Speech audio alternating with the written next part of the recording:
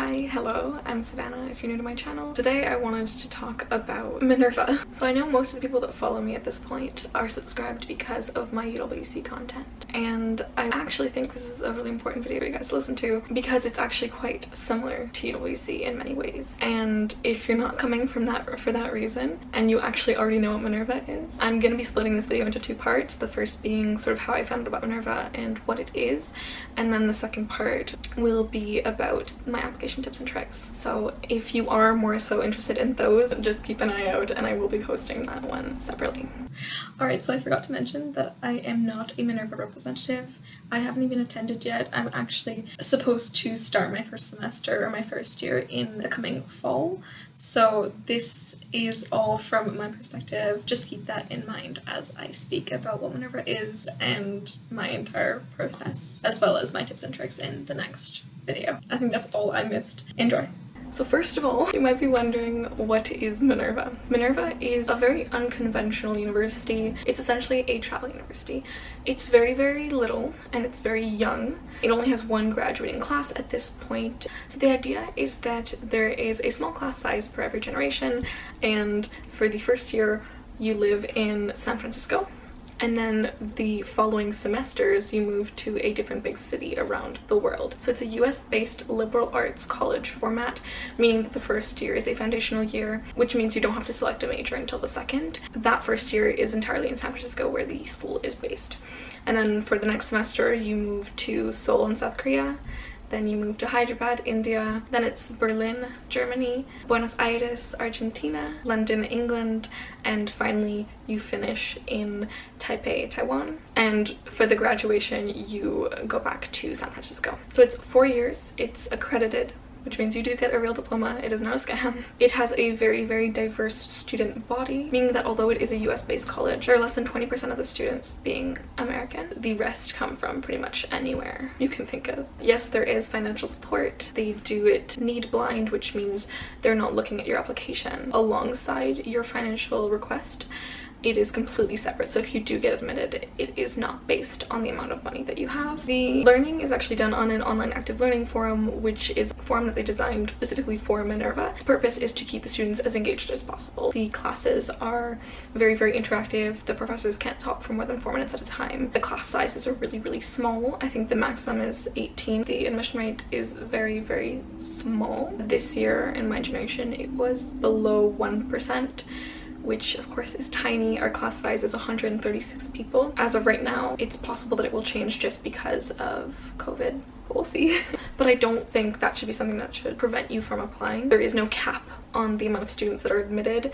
It's based on whether you reach the bar and the desired profile of a candidate. If you do reach that, you're admitted. So you're not competing against other people from your country, other people from your region, other people from your school. It's very, very personal. Alright, so now I'm going to talk about how I found out about Minerva. I was scrolling through, I think it was on Facebook, and I saw a post about it or something like that. It was near the end of my first year at UWC. I would say around March or April. I really didn't know what university would be for me. I hadn't felt connected to any university. I felt really lost. I knew that I had to apply that following semester, so I thought I would think about it a lot over the summer, and I was scrolling, saw the name of it. It rang a bell for some reason, and I looked it up. I did not realize that this university ever existed. I was so surprised, and because I was so excited about it, when one of my friends walked by, she was the girl living across from my dorm room in my first year. She walked into like the common room because that's where I was sitting. I was like, wait, have you heard of this university? Like, it rings a bell. Like, maybe I've heard of it, but I just didn't look into it. What is this? I'm so excited about it. It looks so cool. It feels like everything I've been looking for, but I just didn't know it existed. And she was like, hey, you know that my roommate was actually admitted? And lo and behold, that's where I had heard of it. So originally I knew that my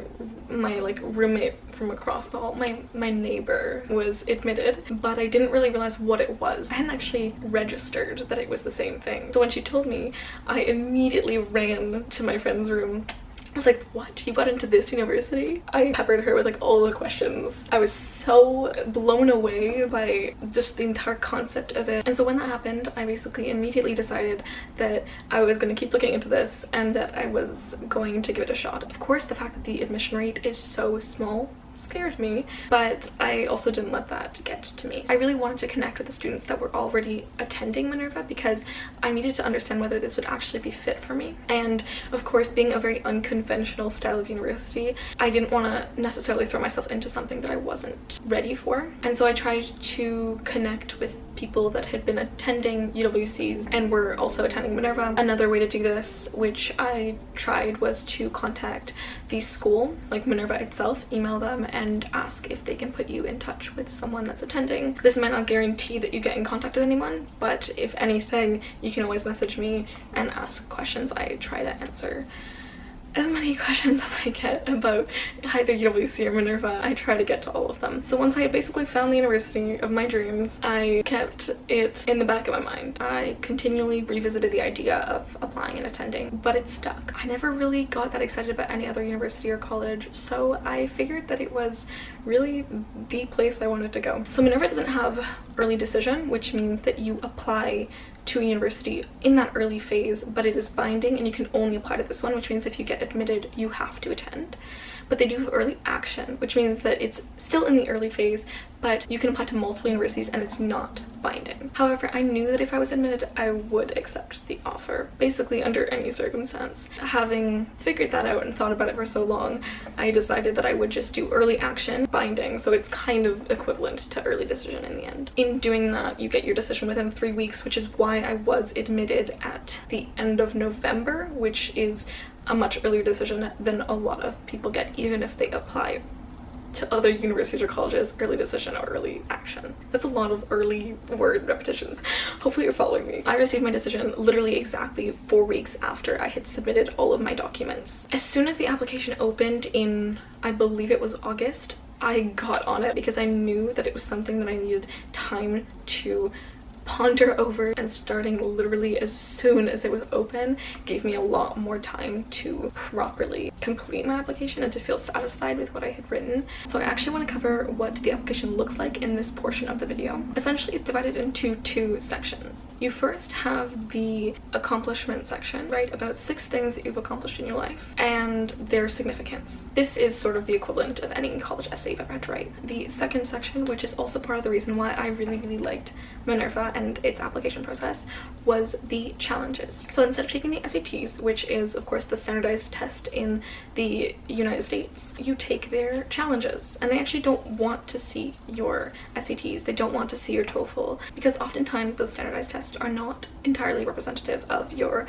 capacities. This was so important to me in the application because I really did not want to take the SATs. I don't personally believe the SATs are an accurate representation of one's intelligence, so these challenges instead cover 6 areas of intelligence. They have changed over the years and I'm sure they will continue to be changed. I'm going to insert them right here so that you can see. So these 6 sections, if you do them in one shot, can be done within the span of 2 hours, and if done separately, they all vary a little bit in length. There were some that were 20 minutes, some that were 8 or 7 or 6, but in total it won't take you more than 2 hours. I had a lot of trouble finding the right space and time to do it. Studying in a boarding school means that you're never alone, which I've mentioned in other videos, but that also meant that it was really hard to find a quiet space to focus. I had asked a staff member to use their office so they could give me the key beforehand, and I had gotten up super early in the morning. I believe it was around 5 a.m. I took my time, I didn't want to stress myself out too much, and at around like 5:30, 5:45, I went into their office. I set everything up. I had to actually borrow a friend's computer because at the time I was using a Surface tablet, which is not an actual computer, and to complete challenges you need a real computer. So I had asked a friend for her computer. Her computer was entirely in a different language, and I had so much trouble because I didn't know what buttons to press when I got into the challenges. So I decided to just scrap that and not use her computer. So I then was like panicking and freaking out, but I ended up having a really wonderful classmate offer me her computer for the morning. I actually ended up having to contact a teacher to say that I wasn't going to be able to make it to class because I wanted to really do them in one shot. That for me felt more comfortable. I felt like I could be focused and stay focused over a longer period of time and do it all once instead of separating them and having to set up that computer again, having to get that quiet space again. So for me, it worked better to do it in one shot, but it's totally up to you. Do whatever you feel most comfortable doing. It's just incredibly important that you find a space where no one is gonna walk in, no one is gonna distract you, because you have such a limited amount of time to do the challenges. Every minute is precious. A little fun example, I guess, is during my creativity challenge, the computer that I was using for some reason decided to restart. Yeah, I panicked a little bit, but I was keeping my cool because I only had like 8 minutes or something like that. I think it cut off at like the 4-minute mark. I remember the entire screen went black, the Apple logo came on, and I was like, oh gosh, what's happening? And when it turned back on, I had lost like 2 solid minutes. Everything is gonna be screen recorded, audio recorded, and like literally recorded, like while you're doing it they can see you. So when that happened, I realized they probably saw that something went wrong. Still felt like it was gonna be okay. So if something like that does happen to you, try and stay calm. If you really need to redo a challenge, you can always email them with that request and give a valid reason. Anyway, so I think that's all I have to say about my process and generally the school itself. The next video will be about my tips and tricks, so if you're not subscribed, please do. My video will show up in your subscription when I do post it. I post every Wednesday, or at least I try to most of the time, and I hope you have a wonderful week. I'll see you next Wednesday. Bye. If you could only see what the camera is set up on now. Actually, let me show you. Tell me that this is not innovative. We have boxes, we have a game, we have a dictionary, Le Petit Robert at that. We have Swiffer XL, and Magic the Gathering, some sort of package. That's exciting. Anyway, this video, and oh, it's okay, it's okay.